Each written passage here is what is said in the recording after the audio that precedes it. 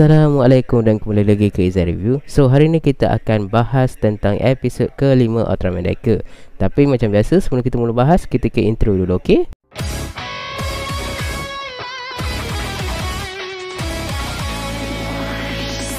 Episod ke-5 Ultraman Decker dibukakan dengan kemunculan Alekin di sebuah tasik. Kita kemudiannya berlanjut ke opening dan tajuk untuk episod kali ini adalah The Glutton of the Lake. Macam episod ketiga sebelum ni, yang mana bila satu form tu akan didebukan di episod tersebut, dia akan menggunakan title card form tersebut. Macam episod 3 dia menggunakan Strong Tide sebagai title card, tapi kali ini dia menggunakan gambar Miracle Tide sebagai title card. Dan episod pun dimulakanlah dengan Alekin yang menyerang pusat jana kuasa. Guts Falcon dan juga Guts Hawk telah pun dihantar untuk menyerang Alekin. Guts Hawk, Guts Falcon dan juga Raymond telah pun bekerjasama untuk menyerang Alekin. Manakala Ichika pula diberikan tugas untuk mengevakuasi orang-orang yang ada dekat situ. Dan sewaktu dia sudah evakuasi itu, tiba-tiba dia didatangi oleh seorang perempuan dan perempuan tersebut memintanya untuk berhenti menyerang raksasa tersebut, dan raksasa itu dipanggil dengan nama Ellie. Dari tersebut pun memintalah pasukan Guts Select untuk berhenti menyerang Ellie, tapi Ellie kemudiannya menyerang dan menyebabkan berlakunya runtuhan. Ichika telah pun menyelamatkan gadis tersebut, dan bila dia menyelamatkan gadis tersebut, telah pun menunjukkan identiti sebenarnya, yang bahawa dia bukanlah seorang manusia biasa, tetapi dia adalah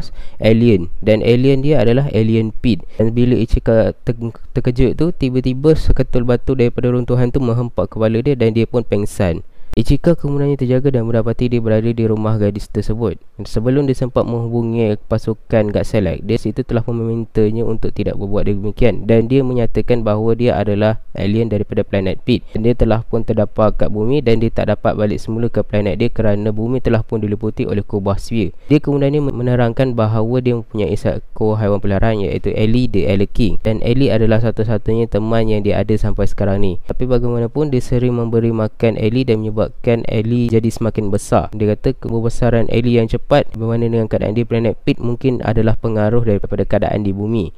Dia pun beritahu dia terus memberi makan Ellie sehingga Ellie menjadi besar, dan dia akhirnya terpaksa menyorokkan Ellie ni di sebuah tasik. Tapi Ellie ni terus makan elektrik dan akhirnya dia menjadi raksasa yang sangat besar. Gadis itu kemudian memperkenalkan diri sebagai Yuko, dan dia kemudiannya membawa Ichika ke tempat di mana Ellie bersembunyi. Dan dekat situ Ellie ni menunjukkanlah sifat dia sebagai haiwan peliharaan. Daripada satu haiwan peliharaan yang kecil yang tak tahu apa-apa, dia akhirnya mula belajar untuk meniru gaya-gaya daripada tuan dia sendiri. Dan tiba-tiba Ellie pun pengsan kerana dia kelaparan.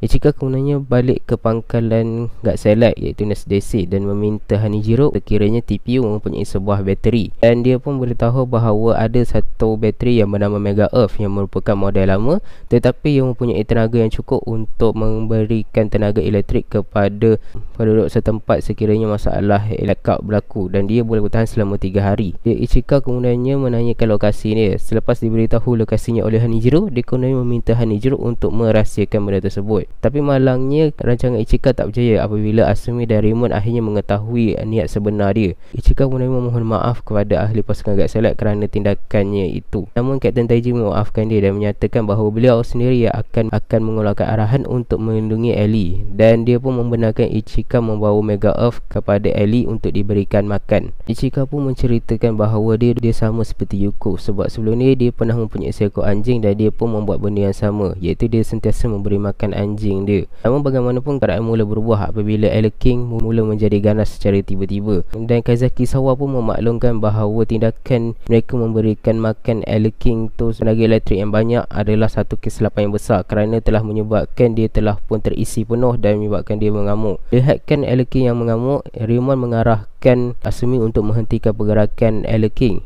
Tanpa buang masa, Asumi pun berubahlah menjadi Ultraman Decker Flash Type. Ultraman Decker pun memunculkan dirinya dan bertarunglah dengan Alekin, tapi dia menghadapi kesulitan kerana kuasa daripada Alekin ini iaitu elektrik itu telah berjaya menyebabkan Ultraman Decker menerima renjatan elektrik berkali-kali. Bahkan juga dia punya kuasa pun nyaris diserap oleh Alekin. Dia kemudiannya memanggil Miklos untuk membantunya dalam pertarungan. Miklos memberikan bantuan yang sangat sedikit kepada Ultraman Decker sebelum akhirnya dia pun menghilang kerana telah pun ditewaskan oleh Alekin. Ultraman Decker pun kembali menyerang Alekin. Sewaktu dia ingin menyerang Alekin mula menunjukkan sifatnya sebagai seekor haiwan peliharaan dan mula meniru gaya serangan milik Ultraman Decker. Namun Semua itu sebenarnya hanyalah helah untuk Anakin untuk menyerang Ultraman Decker.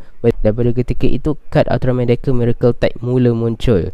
Ultraman Decker pun berubahlah daripada Flash Type kepada Miracle Type. Dan apa Izzat boleh cakap, transformation sequence Miracle Type ni memang sangat cantik.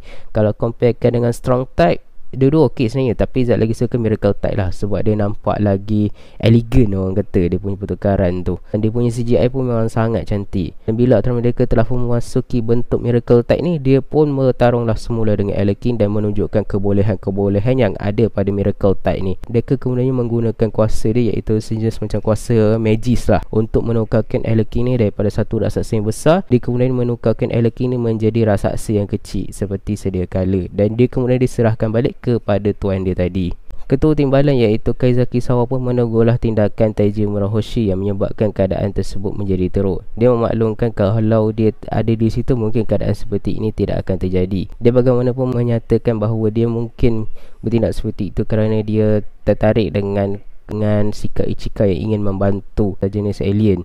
Dan dia kemudiannya meminta bantuan daripada Kaizaki Sawa ni untuk mengajar Yuko dan Ichika ni cara untuk memberi makan Anakin dengan betul. Dan episod pun habis.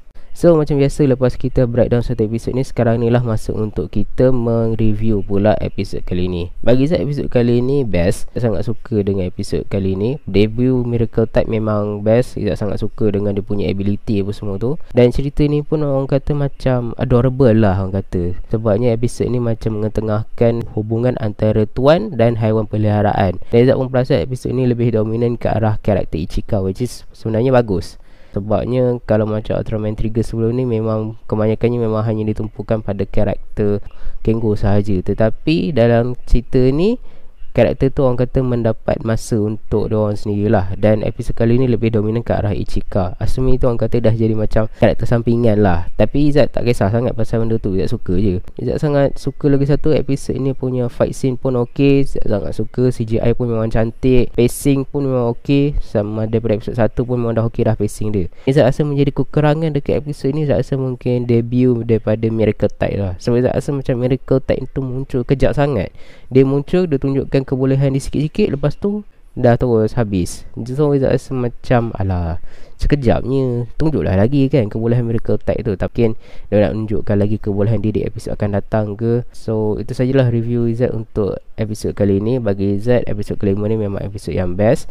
Dan kalau korang nak tengok, korang dah boleh pergi tengok lah dekat channel Suburaya Official. Jangan lupa subscribe dia, okay? Sebagai salah satu tanda untuk kita menghargai hasil kerja diorang menghasilkan siri Ultraman Decker ni. Dan juga kalau korang tertanya-tanya adakah episod minggu depan akan ada breakdown daripada Ultraman Decker lagi, Izzat minta maaf kerana episod minggu depan adalah sebuah episod recap. Jadi Izzat rasa tak ada apa-apa Izzat akan bahas lah. Tak ada pun mungkin Izzat akan bahas previewnya sahaja ya. So itu sajalah daripada Izzat untuk video kali ni. Kita jumpa lagi di next video, okay? Jangan lupa like, share dan subscribe ke channel Izzat. Kita jumpa lagi di next video, okay? Assalamualaikum dan bye.「